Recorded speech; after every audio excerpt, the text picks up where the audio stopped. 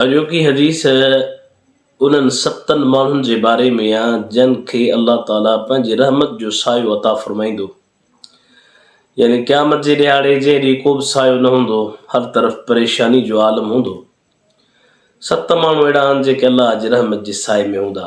इहा हदीस बुखारी शरीफ़ में बाबु सदक़त बिल यमीन में मौजूद आहे। रावी हज़रत अबू हुरैरा आहे।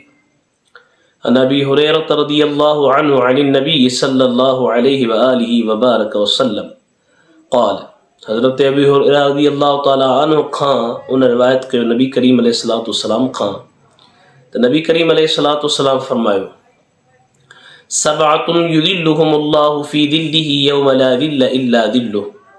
7 माण्हू अहिड़ा आहिनि जिन खे अल्लाह जी ज़ात बबरकात पंहिंजे रहमत जे साए में रखंदो, जे ॾींहुं को बि सायो न हूंदो।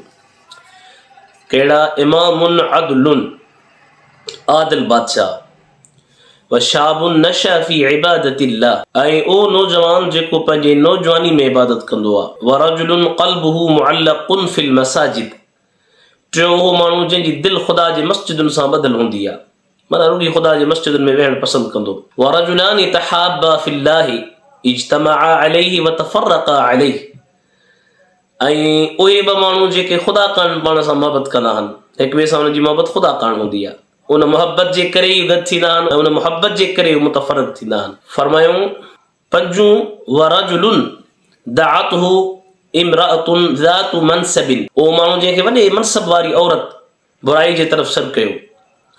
मनसब वारी बि हुई, पाण फरमाए ज़ातु मनसबिन व जमालिन, जमाल वारी हुस्न वारी औरत आहे, उनखे सरे पई बुराई जे तरफ़।